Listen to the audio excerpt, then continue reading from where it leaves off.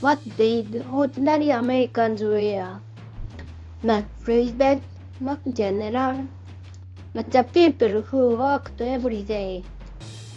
Sailors, fishermen, carpenters, servants, and farmers, and so on. The hidden history of American workwear. Come on, let's dive into the world of this book together. Hello, I am Masako Hamada. The title of this video is What Did Ordinary Americans Wear? Today, I would like to introduce Peter Copeland's book, Working Dress in Colonial and Revolutionary America. Its pioneering work vividly portrays the lives and working dress of ordinary people in 18th century America. This is a reprint. What do you think of the work uniforms on the cover of this book? Feel free to leave a comment below. I think both look stylish. Chapter 10, Figure 6, Young Black Slave Page, England, 1740. Is attired in a turban, decorated with feather and beads, and an engraved silver collar about his neck. A decorative badge of slavery. Source, Copeland, Everyday Dress of the American Revolution. This servant wears an elegant livery, but we should remember that he was enslaved.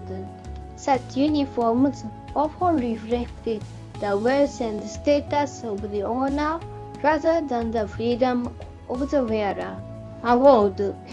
On October 9, 1999, the Japanese translation of this book received the 6th Research and Encouragement Award from the Japan Society for the History of Customs. Selection Committee member Dr. Carl Tano commented, "Some people believe that translated works should not receive awards. However, by making outstanding international scholarship available in Japanese, such works can make an important contribution to academic research. As you turn these pages, you will encounter people engaged in many different kinds of work. Their expressions, clothing, and surroundings invite us to imagine the world in which they lived." Peter Copeland specialized in the American Revolution, Caribbean underwater archaeology, and military and civilian dress from the 20th through the late centuries. He served as chief historical illustrator at the Smithsonian Institution before pursuing a successful career as a freelance illustrator, writer, and historical consultant. In addition to scholarly publications, he authored 41 books for children. He passed away from lung cancer on December 8, 2007. This part is very important. Summary of the introduction to this book. 18th century America, the origin of the upper class is well documented in newspapers, trades, tracts of working people's clothing irons. Difficult to know exactly what wore. Few artists depicted the general public, and later works tend to be idealized, rendering them unreliable. Consequently, research must rely on speculation and European sources. However, it is believed that workers' clothing was practical, relatively clean, and reflected a certain degree of affluence. It was not until more than a generation later that artists in the New World and depict soldiers, laborers, settlers in a lifelike manner, and even then their works were idealized and lacked accuracy. As a result, the appearance of the general populace during the period of the War of Independence has been largely lost to history, making it difficult for today's researchers to grasp their actual appearance and clothing. As a result, historians must rely on European sources and informed interpretation. It is believed that many of the workers at that time were recent immigrants from Western Europe. This remarkable book contains more than 200 illustrations and 36 photographs depicting the work attire of European and American laborers from 1710 to 1810 alongside the social context in which they lived, drawing on a wealth of source material to bring to life the middle and lower classes as they worked in practical clothing distinct from that of the upper classes. The clothing and mannerism of a diverse range of people, including sailors, farmers, merchants, and slaves, vividly conveyed life as it was at that time, with illustrations based on original sources such as engravings and advertisements. Chapter 1: Sailors and Fishermen. This section depicts sailors from the Netherlands, Britain, and the United States, primarily Virginia, and provides commentary on their living conditions and clothing at sea. Although living conditions aboard ship were harsh and often unsanitary, treatment on merchant ships was better than in the Navy.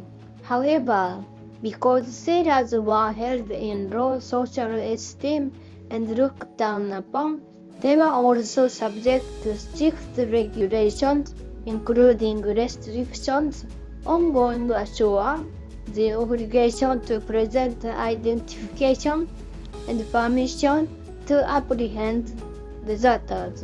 Fishermen from Newfoundland, France, the United States, Scotland, and England.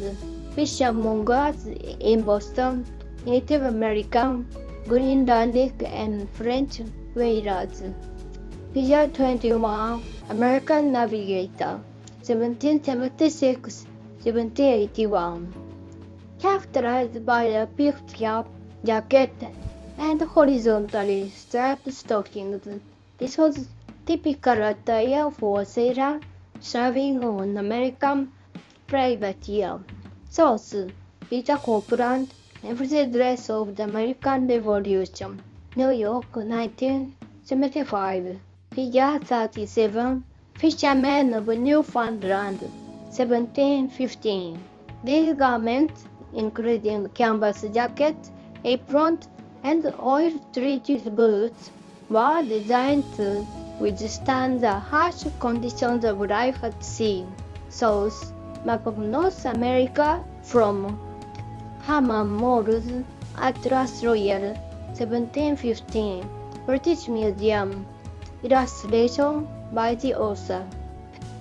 Chapter 2: Peasant and Rural Laborers.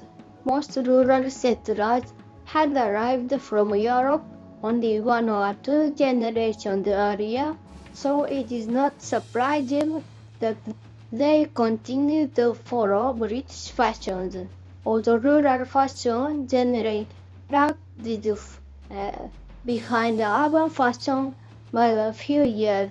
The peasant masses also looked to urban dwellers for models of their clothing.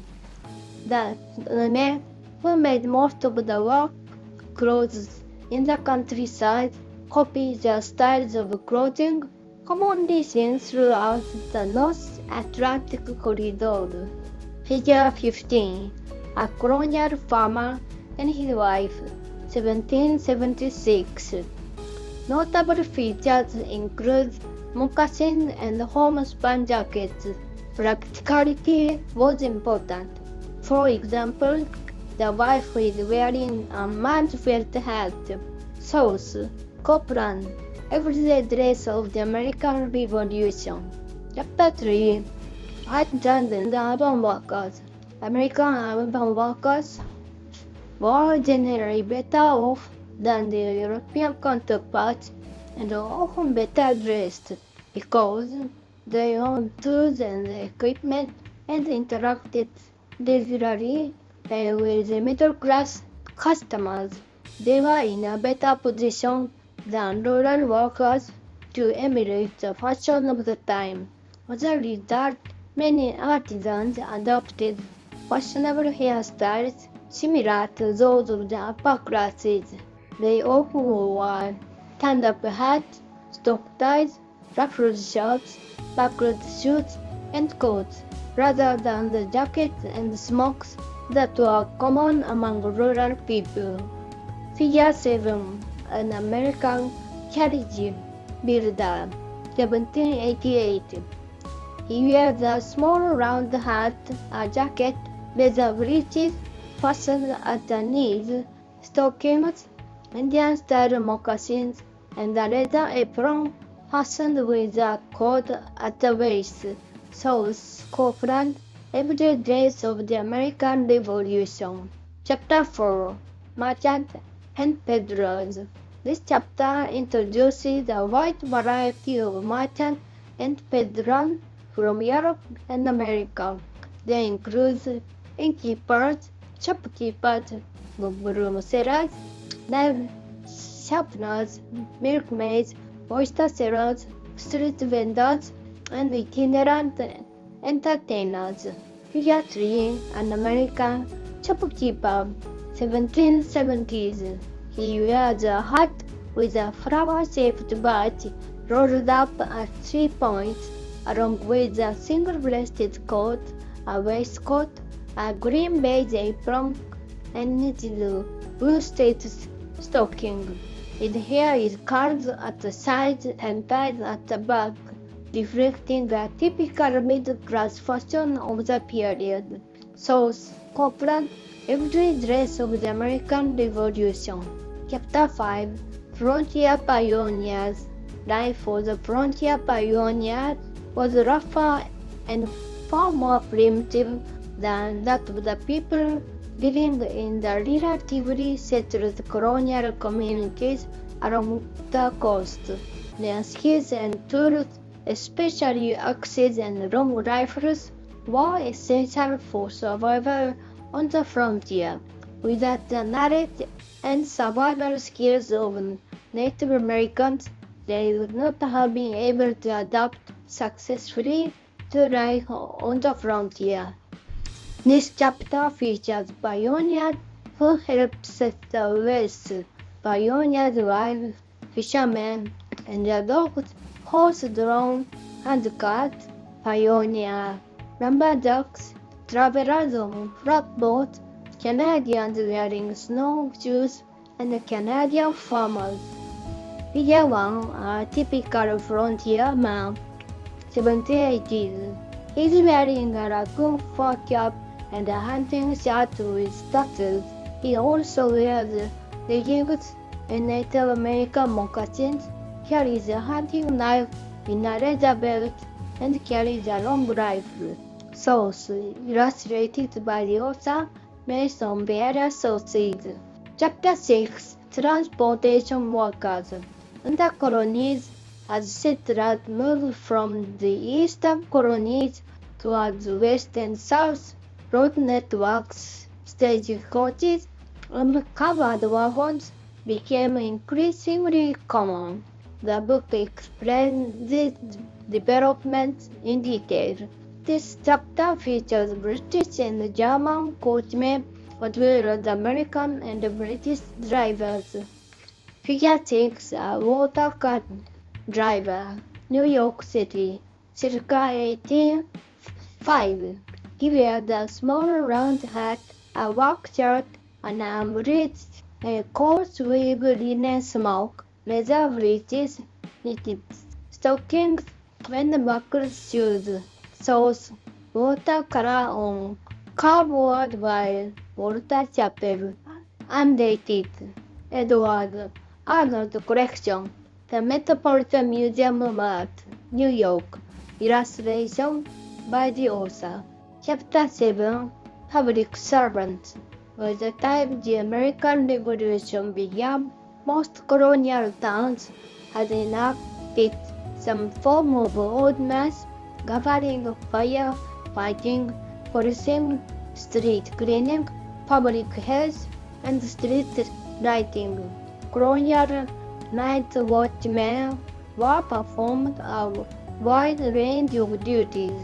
They were expected to keep watch for horse thieves, night robbers, potential attacks in frontier areas, in frontier towns, and runaway slaves.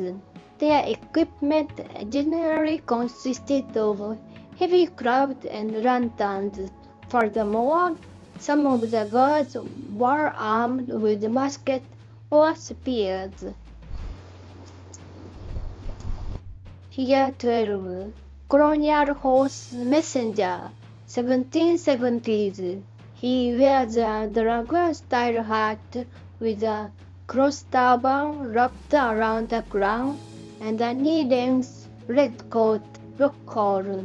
This coat fastened at the front with buttons and features a light split color at the back, designed to make riding easier. Source: Cunnington and Lucas, Occupational Costume in England. Illustration by the authors. Chapter 8. Regular Troops and Militia. The author has extensive knowledge of Revolutionary War uniforms. In this chapter, he explains the serious shortages of clothing and equipment faced by soldiers and militia during the American Revolution. The chapter includes 20 detailed illustrations of soldiers and various colonies and military units.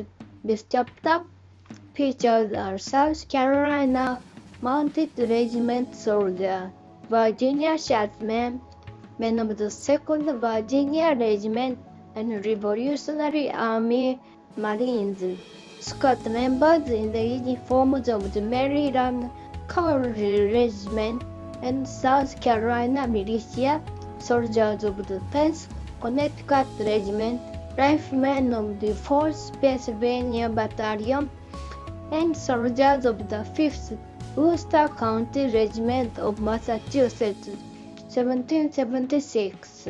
Figure 14. Privat in the 1st Regiment of the Colonial Regular Army, 1776. This soldier is depicted with a hunting shirt and overalls prescribed by Washington in 1775. He wears a beaver felt cap and carries a long-sheathted knife at his waist. Instead of a bayonet, he carries a small hand axe, and his overalls are fastened at the knees with garters. Source: Smithsonian Institution, National Museum of American History, Washington, D.C. Illustration by the author. Chapter 9. Intellectual Professionals. This chapter examines members of the educated professions, including lawyers, doctors, and clerks, featuring American military sergeants and civil doctors, the Lord Mayor and Alderman of London, and British judges and clergymen. Doctors generally preferred plain suits in dark colors, especially black, most often black. Like other educated professionals, doctors typically wore doctor's wigs. This wig was white, thickly tufted, and sometimes featured short braids.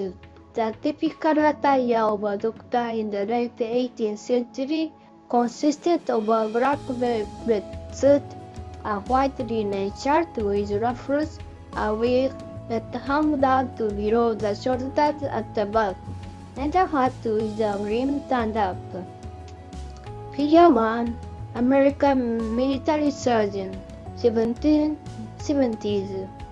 He wears a peaked cap trimmed with black ribbon, a white shirt with ruffles, a coat with silver buttons, black breeches, white silk stockings, shoes with silver buckles, a cane, and a sergeant with beaching his shoulders. South, Copeland, everyday dress of the American Revolution. In small households, servants wore ordinary working-class clothing provided by their masters. In larger, more stately homes, servants were dressed in livery. This tradition dated back to the Middle Ages. The livery given to servants as a uniform was sometimes functional for those working in the kitchen, and sometimes decorative for footmen and coachmen. In wealthy households, some servants, particularly young waiters, wore flashy and eccentric attire. Uniforms were usually tailored in the colors used in the master's coat of arms. Figures are severed at Mount Vernon, 1765. He dressed in an off-white coat with a red collar, cuffs and lining, white breeches, and a red waistcoat trimmed with red and white. He wears checkered stockings and shoes with simple buckles, and a rolled-up hat edged with white ribbon. The coat has no outside pocket. South, Copeland, everyday dress of the American Revolution. Figure 7. An indentured servant who escaped from New Jersey, 1776. When he escaped, he was dressed in a striped jacket, a heavy white coat, brown breeches, a white hat, a black scarf, and walnut stockings. South, Pennsylvania Packet, June 3, 1776. Artist illustration. Figure 1. A slave in Pennsylvania, 1730. This runaway slave was described as wearing a new shirt, striped breeches, and a waistcoat, his master's old coat, and a nearly new felt hat. South, Pennsylvania Gazette, number 91, August 1730. Artist illustrations. Chapter 12. Criminals. Howdy men often dressed like members of the opposite of the time, and wore clothes associated with different occupations. For example, an article about the American highwaymen who attacked the mail coach in 1818 reported that the attacks wore sailor trousers and puffy jackets, two more brimmed hats, and the other had a silk neckerchief tied around his head. Figure 4. An American horse thief, circa 1776. He wore a bright overcoat, reddish coat, a black velvet waistcoat, deerskin breeches, and a white neckerchief, and had black hair streaked with gray, worn in a quick. South, newspaper advertisement from New Jersey during the American Revolutionary War. Artist illustration. Chapter 13. Traditional ethnic attire. Contrary to popular belief, Quaker clothing was not necessarily inexpensive. In many cases, it was just as fine as that worn by the upper classes. Men wore knee-length coats with white hem and collarless waistcoat topped with wide-brimmed hat with stand-up brim, and decorated their shoes with rosettes. Some wore wigs, though these were not as elaborate as the fashionable wigs of the time. Generally, they let their own hair grow long. Figure 3. Quakers, 1787. Large round hat and plain shoes without decorative lace or frills. South, Crusade, Saint-Sever, costume civil actuel de tours, le peuple connaît. Paris, Descent, Catavan said. Illustration by the author. Summary. In this video, I have introduced and evaluated the work of Peter Copeland while discussing methods in the study of costume history. As I mentioned at the outset, his approach, which examines the clothing of the common people within their social and economic context from a historian's perspective, seems to differ in character from the research of costume historians. It goes without saying that research on clothing must be grounded in physical evidence. Since the publication of this book, work on substantiating the history of American commoners' clothing with physical artifacts has been progressing. In that sense, this book naturally reflects the state of research at the time it was written. Nevertheless, this work, which compiles a vast array of illustrations and photographs to provide a comprehensive overview of 8th century American workwear and chronicles the daily lives and customs of ordinary people during that century, remains an important contribution to the study of American class history. I highly recommend this book to anyone interested in the customs of ordinary people in 18th century Europe and America. Thank you for watching. If you enjoyed this video, please give it a thumbs up and subscribe to the channel.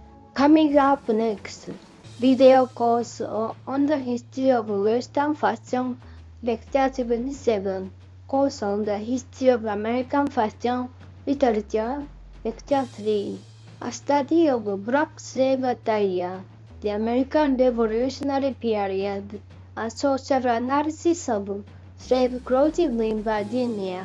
We will examine the costumes worn by Kunta Kinte in Roots from the perspectives of historical records and the history of costume. We will explore slavery in 18th century Virginia, differences in clothing based on social class, descriptions of clothing in runaway slave notices, and surviving fabrics and sewn garments. The reality may be very different from what you imagine.